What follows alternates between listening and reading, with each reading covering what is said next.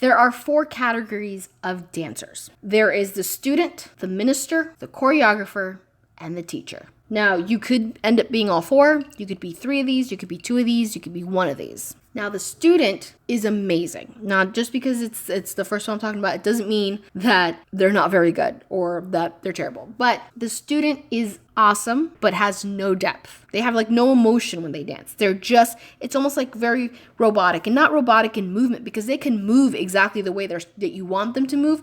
But it's kind of like the lights are on, but there's no one home. Do you know what I mean? There's no sincerity coming from it. I remember teaching a choreography once, and I picked this girl to be part of my piece, and I kept telling her, give me more. And she was moving exactly the way I wanted her to move. She was doing exactly what I wanted her to do, but there was just something missing. There was no passion. There was no emotion coming from her, and she would dance harder, and I'm like, you're already dancing full out. I need more from you. Like, what are you thinking about? What are you doing? And she kind of just broke, and she's like, I can't. Like, I don't know what you mean. Like, and she just kind of had this like almost anxiety attack, because she just didn't understand. She thought that I wanted her to dance harder. She didn't get it. And students are more about movement. They excel in class, but they don't connect with the music. They don't connect with the steps, and they don't connect with the Spirit. And here I'm talking about the Holy Spirit. They don't make that connection. And I've met many dancers like that at church as well, or Christian events. They have amazing steps and they're on point, but there's no connection. There's just nothing there. They excel in rehearsal, but fall flat in a participation in church. They don't know how to take it to the next level. They don't fully understand. And it's mainly because they're a student. Then you have your minister. And originally this was called the performer, but I don't like using that word when it comes to dance ministry. So I changed it to minister. But basically, this is the person, whether they have a lot or very little training, all of their moves are done with intention and purpose. They have all this, they easily connect with the steps, with the Spirit. It's not a struggle. They can connect to the Spirit. These are the type of people that tend to love improvisation. They find times, whether it's in their personal worship time or on the altar, they find times to allow the Spirit to move. They may not always have every choreography down, but when they do move, it completely, even if it's a mistake, when they move, they have this overflow of God's presence that comes out of them. Their mistakes end up being something beautiful because it's done in worship. Because it's not about the mistake, it's about the ministry. These ministers, they can't help but worship. The minister does not know how to hold back in the presence of God. They just give their all. Like, you see it and feel it. They don't have to speak for you to know that they are 1,000% into the participation that they're doing. The steps can be messy and completely like the furthest away from perfect as possible, but they will still usher in the Spirit of God. And they usually have this type of discerning of the atmosphere. Sometimes they can feel when there's oppression, they can feel what the Holy Spirit wants to do through them. And they have this amazing discernment.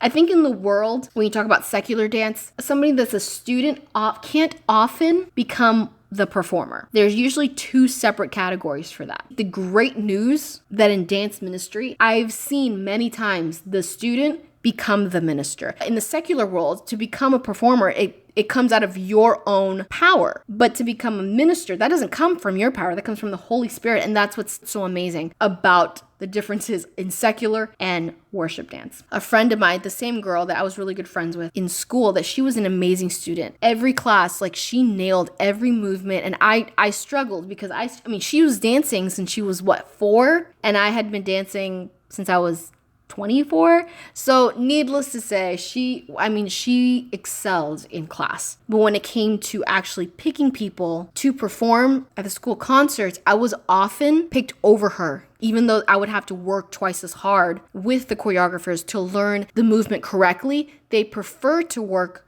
with students who had more of a connection to music and the steps than someone that just did them right. Do you understand what I'm saying? The next category is the choreographer. Now, this person's favorite parts of dance is putting the steps together. You know, when it's time, like, okay, we're going to get together as a group and we're going to come up with movement. Most people will go blank, but this person is like, yes, I cannot wait. I have all these ideas. Please pick me to, like, show you this move that I have. You know, the Lord gives them visions of dance steps for themselves or for the group to use. You know, you can't help but envision choreography in your head every time you hear music. There's this annoying thing that I have that every time I hear music, I count it in my head. I'm constantly like 1, 2, 3. It's like, stop, just enjoy the music, Wendy. Just stop it. You know, it's hard to enjoy music or I'm thinking of like, oh, this would be so pretty with these garments and then with this movement and this amount of dancers. And I'm like, stop, just enjoy the song that's playing, please. Like, stop thinking. A choreographer thrives on being different. They don't copy other dance teams. That's a very big thing. And imitation is the best form of flattery. But the Bible does say, sing unto the Lord a new song. And there's no point of flat out copying somebody else. I enjoy being different, and I've always liked being weird. And here's the main thing that separates choreographers from teachers. They don't always necessarily know how to express what's in their head, and they get very frustrated. I did a flamenco piece in school, I remember, and she was a beautiful dancer. She was like brilliant. I mean, her choreography was gorgeous. It was everything. I learned so much from her, but I did not learn how to properly teach choreography because she didn't know how to teach it. You know, she'd be like, okay, we're gonna go 1, 2, 3, 4, 5, 7, 8, 1, 2, 3, 4, 5, 7, 8. And she's like, do you need to see it again? We're like, yes. So then she'd do it again, the same speed, and she'd get frustrated if we didn't get it right away. She'd get frustrated if we had too many questions, and she didn't have the patience to teach. I mean, she was an amazing choreographer, and it was an absolutely beautiful piece, but she just didn't know how to teach it. She just didn't have the patience to properly explain things thoroughly and then have the patience to teach and build us up to the point where we needed to be. My ballet instructor in college as well was not that great of a teacher. All her pieces for the concerts were, they were so beautiful. But in class, like, honestly, she taught so fast. She had to tell us in the beginning of the semester, she's like, if you don't get something, she goes, you have to raise your hand and tell me. Because I can't tell if you don't get it. I don't know if you don't get it. I don't know if you're not following along. If I don't see anybody's hand go up and I don't have any questions, I'm going to assume you know it. And then when you do it and you can't do it, it confuses me and I don't know what to do. Like, she actually told us that. Like, she was aware that she was not good at reading people during rehearsal or during class even. And that's it's good to be aware of it. And she was such a beautiful, she was like in her late 50s, but she moved better than some of those 20-something year olds. It was amazing. And not only that, but I've seen dance ministry leaders who work with young girls who have never taken a dance class and treat them like they're professional dancers and try to teach them a new dance every week. And it's like, that's not going to work with young dancers who have never really danced. You know, it's I don't even know how I don't even know. My mind is confused. Like, I can't even get the words out. There's so much that I don't understand about that situation, about that scenario, that I don't even know how to put it into words. It baffles me because I've worked with children for such a long time. They'd always put me with the 6-year-olds. So I always worked with the tiny, tiny little ones, with the preschoolers and the kindergartners. And that requires a lot of patience and, you kind of have to break things down. So when I see people that don't know how to work with children, I'm just kind of like I feel bad correcting them because they didn't ask for my advice. But at the same time, I'm like cringing on the inside. It's like, they don't understand what you're saying. They don't understand what, you leaders that you try to use big vocabulary words and try to use this and try to use that, but you've never explained to your dancers what those words mean, especially when they're young, very, very young, or when they're new to church. Because if you know, and you've been in church your whole life, you know the lingo and you know the vocabulary. A lot of people don't. So there is that difference between teacher and choreographer. A teacher encourages and corrects and counsels their students. Their choreography isn't always all that great. to be honest. There's some people that are both choreographer and a great teacher, but there's some people that are just teachers. They don't choreograph all that great. Their choreography kind of falls flat, but they're amazing teachers. Another professor, she was my modern professor, and she was such an amazing teacher.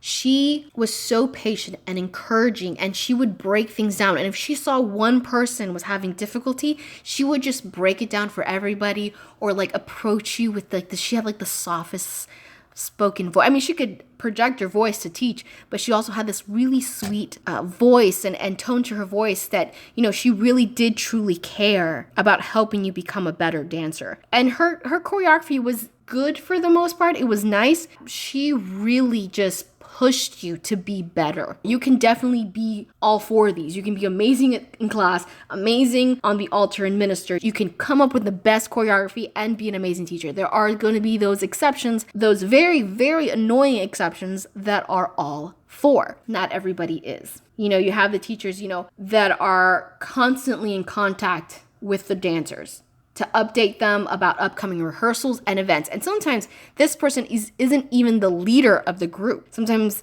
it could just be like, oh, I'll take, you know, that step, I'll take on that burden and that responsibility because I want to and I care. They are naturally teachers. You know, it's important to them that the rest of the dance members are in good communion with God. They start a Bible study once a week with the dance group so that they can all grow together spiritually. You know, they're always studying the Bible so that they can share what they learn with other dancers. This has happened to me a few times where I've had a leader call me and be like, you need to come and I need you to look at the rehearsal because I'm at the end of my rope and I don't know what to do. They don't understand what I mean. They're not getting it, and it almost seems like they're getting worse. So I would come and I would watch them and I would kind of pinpoint where it was that they were making mistakes, and I would work with them and give them personalized feedback, you know, instead of trying to generalize everything. Not everyone is meant to teach. Some people just choreograph, and that's okay too. You can be stern but encouraging. You know, you have a teacher has every minute of the rehearsal planned and knows exactly what's going to be rehearsed and exactly what's going to be reviewed. And a teacher enjoys doing that. It's not something that they have to like, oh, no, I have to like figure out what we're going to do rehearsal. No, they enjoy doing it. Just like a choreographer enjoys putting the dance together, a teacher enjoys being able to teach it and prepare for it. There you have student, minister, choreographer, teacher. You're definitely one of these four, and you could be all four. It's okay if you're one of them or all four of them or three of them or two. It doesn't matter. I think the only one you can really move from in praise dance is from student to minister. Going back and forth from you can learn to be a better teacher. Honestly, that's something that just I think is something that just comes from within.